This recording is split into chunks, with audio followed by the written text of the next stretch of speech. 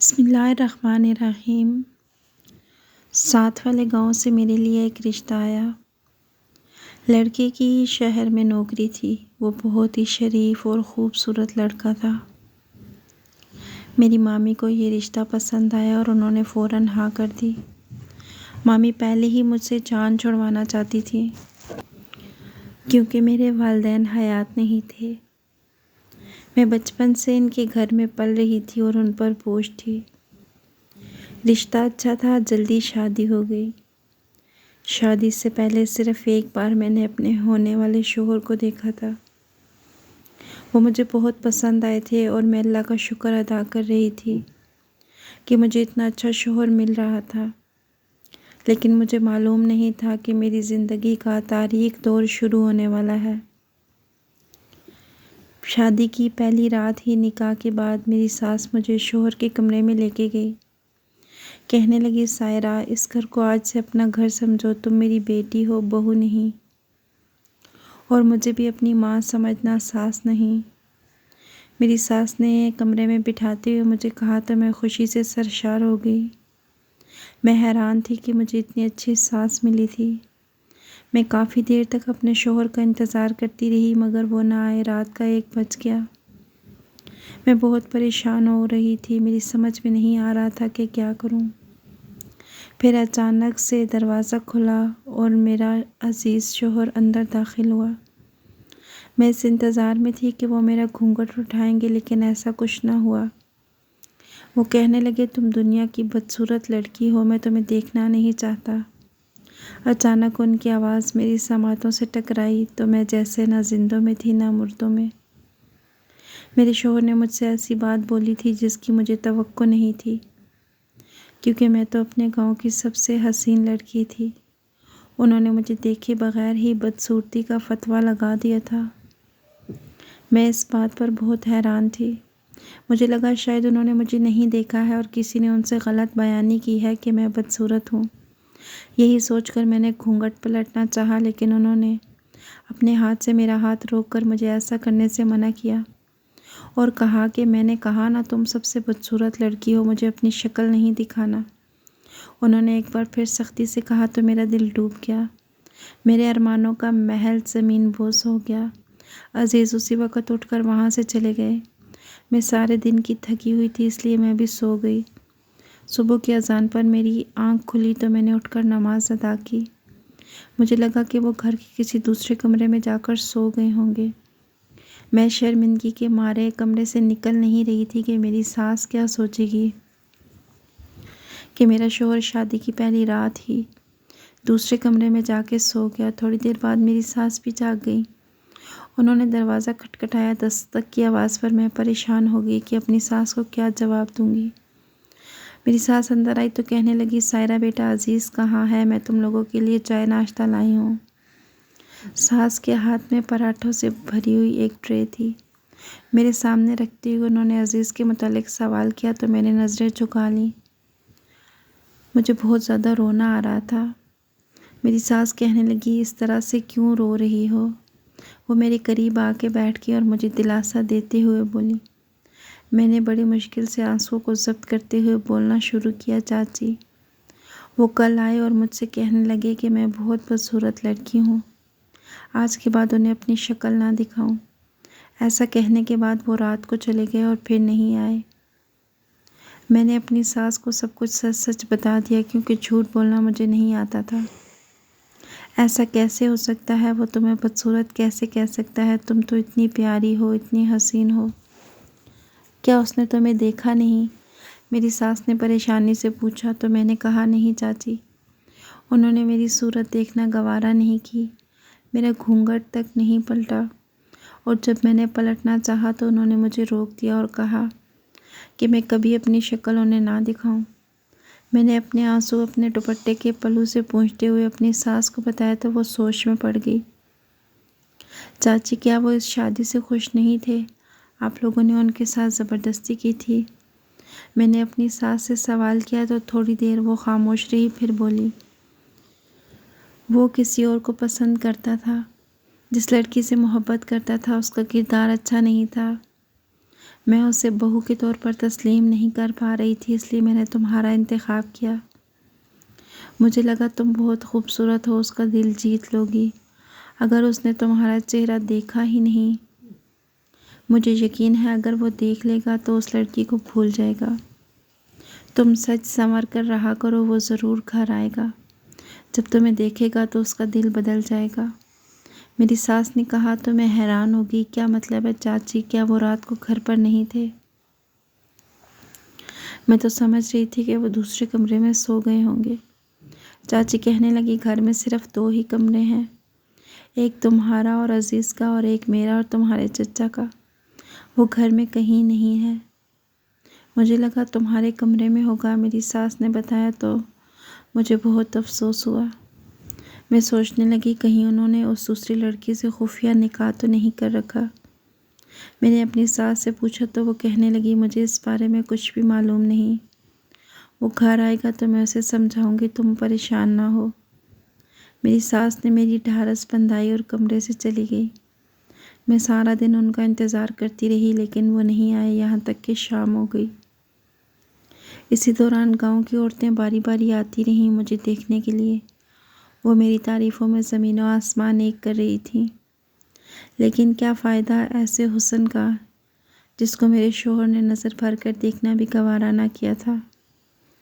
میں انتظار کرتی رہی یہاں تک کہ 1 مہینہ گزر گیا۔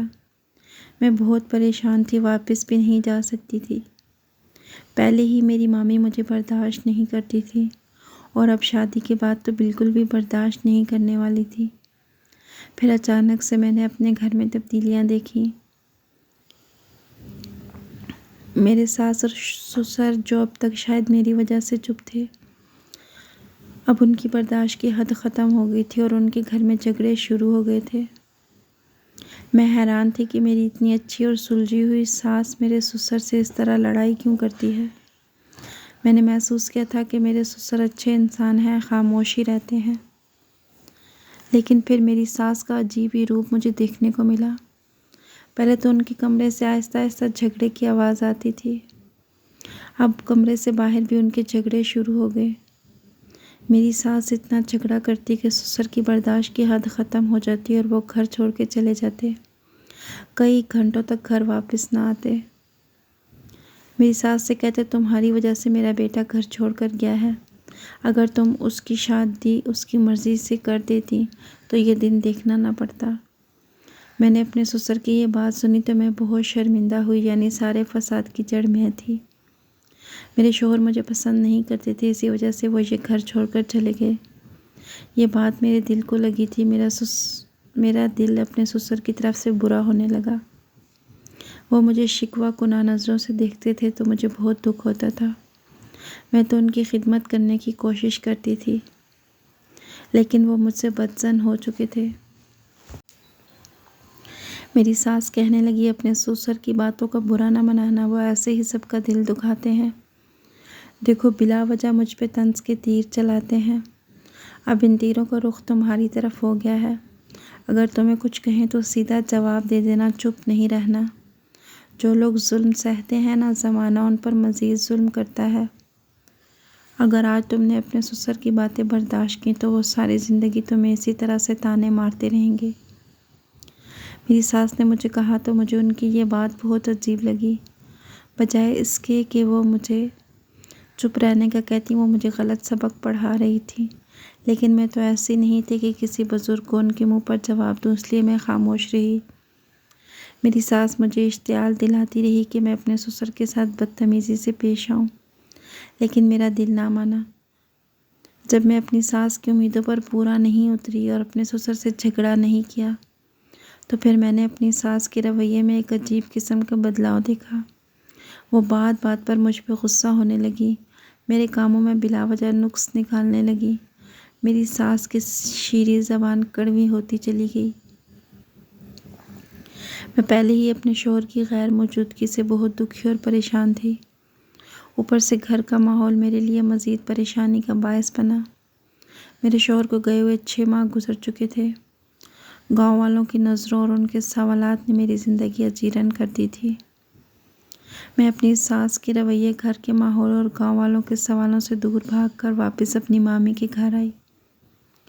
لیکن میری مامی مجھے کہنے لگی کہ ہمارے پاس اتنے افراد کا پیٹ پالنے کے لیے پیسے نہیں۔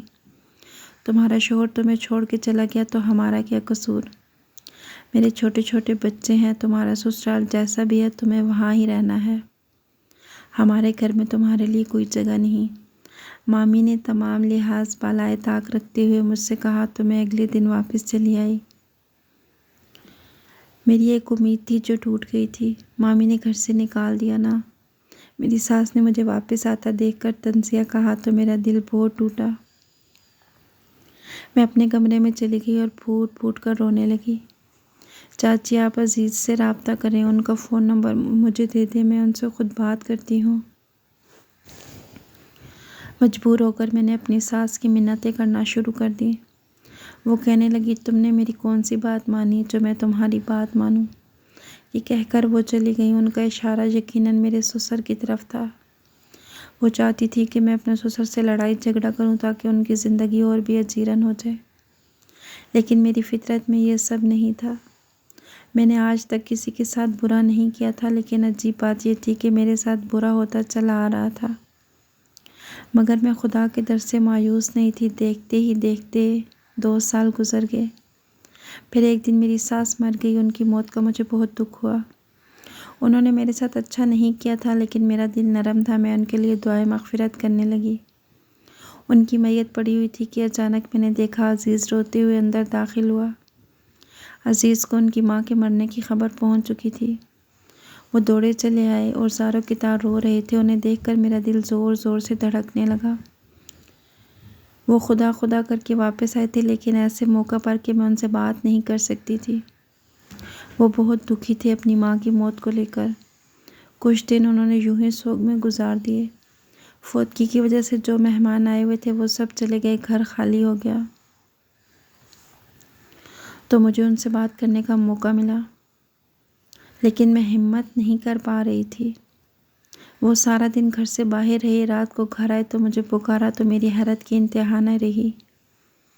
انہوں نے مجھے کیسے پکارا تھا، کہا کہ اماں مجھے کھانا لا دو۔ جب عزیز نے مجھے اماں کہہ کر پکارا تو مجھے لگا میری روح فنا ہو گئی۔ میں ان کی بیوی تھی اور وہ مجھے اماں کہہ رہے تھے، یہ کیا ماجرا تھا؟ یہ آپ مجھے کس طرح سے پکار رہے ہیں؟ میں آپ کی اچھی طرح سے جانتا ہوں تم میری کون ہو۔ مجھے زیادہ سمجھانے اور بتانے کی ضرورت نہیں۔ اپنے رشتوں کے متعلق مجھے سب پتہ ہے۔ تم سے جو کہا ہے وہ کرو۔ عزیز نے خفگی والے انداز میں کہا تو میں پریشان ہو گئی۔ میں نے انہیں کھانا دیا اور وہ کھانا کھانے لگے۔ میں بھی چارپائی پر ان کے ساتھ بیٹھ گئی۔ میری ماں تمہاری وجہ سے مری ہے۔ تم نے میری ماں کو اتنی اذیت دی کہ وہ مر گئی۔ پچھلے مہینے ہی انہوں نے مجھ سے رابطہ کیا اور مجھ سے تمہاری شکایت کرتی رہیں کہ تم نے انہیں اتنے دکھ دیے جسے وہ سہ نہ پائیں اور مر گئیں۔ عزیز نے مجھ سے کہا تو میں حیران ہو گئی، کیونکہ میں نے تو ایسا کچھ بھی نہیں کیا تھا۔ اس سے زیادہ حیران میں اس بات پر تھی کہ میری ساس نے عزیز سے رابطہ کیا اور مجھے بتایا نہیں۔ رابطہ کرنے کے بعد میری شکایت لگائی۔ آخر انہوں نے میرے ساتھ یہ سب کیوں کیا، میں سوچنے پر مجبور ہو گئی، لیکن کوئی سرا میرے ہاتھ میں نہیں آ رہا تھا۔ میں نے اپنے سسر سے جھگڑا نہیں کیا تھا تو ان کا دل میری طرف سے صاف ہو گیا تھا اور وہ سمجھ چکے تھے کہ میں ایک اچھی لڑکی ہوں۔ میرے سسر نے جب دیکھا کہ عزیز مجھ پر چلا رہے ہیں تو وہ اپنے کمرے سے باہر نکلے اور اپنے بیٹے کو ڈانٹا۔ وہ کہنے لگا آپ تو اسی کی طرفداری کریں گے، یہی سارے فساد کی جڑ ہے۔ یہ لڑکی اس گھر میں آئی اور سب کچھ تباہ ہو گیا۔ عزیز نے غصے سے کہا اور کھانا کھائے بغیر ہی باہر چلے گئے تو میں پھوٹ پھوٹ کر رونے لگی۔ میرے سسر نے میرے سر پر ہاتھ رکھا اور مجھے دلاسا دیا، بیٹی تم بہت اچھی لڑکی ہو، مجھے معاف کر دو، میں نے تمہیں غلط سمجھا، میں نے تمہارے ساتھ اچھا سلوک نہیں کیا، لیکن مجھے اندازہ ہو گیا تھا کہ تم واقعی بہت اچھی لڑکی ہو۔ میری ساس نے تمہارے متعلق مجھ سے کچھ ایسی باتیں کہی تھیں جن کی وجہ سے میں تم سے بدظن ہو گیا تھا۔ میرے سسر نے کہا تو میں نے سوالیہ نظروں سے ان کی طرف دیکھا اور پوچھا کون سی باتیں؟ تو وہ بتانے لگے کہ تمہاری ساس مجھے بتایا کرتی تھی کہ تم میری پیٹھ پیچھے مجھے برے القابات سے نوازا کرتی ہو۔ میرے سسر نے کہا تو مجھے بہت تعجب ہوا، میں نے تو کبھی بھی اپنی ساس سے اس طرح نہیں بولا تھا۔ ہم دونوں کافی دیر تک باتیں کرتے رہے۔ عزیز پھر سے گھر آئے اور ہمیں دیکھ کر غصہ ہوئے۔ میں نہیں دیکھ سکتا تمہیں اس گھر میں، نہیں دیکھ سکتا اپنے باپ کے ساتھ۔ تمہیں شرم نہ آئی اتنی بڑی عمر کے آدمی سے شادی کرتے ہوئے؟ اور ابو آپ کو بھی شرم نہیں آئی اپنی بیٹی جتنی لڑکی سے شادی کرنے پر؟ عزیز نے غصے سے کہا تو ہم دونوں نے حیرت سے اس کی طرف دیکھا۔ وہ کیا بول رہا تھا اور کیا سمجھ رہا تھا؟ یہ کیا بولے جا رہے ہو تم؟ ہوش میں تو ہو؟ میرے سسر نے کہا، ہوش میں تو میں اب آیا ہوں۔ میں نہیں مانتا اس لڑکی کو اپنی ماں، نہیں ہے یہ میری ماں۔ آپ اسے اسی وقت طلاق دیں۔ عزیز نے میری طرف اشارہ کرتے ہوئے کہا۔ عزیز یہ آپ کیا کہہ رہے ہیں؟ میں آپ کی بیوی ہوں، میرا نکاح آپ سے ہوا تھا۔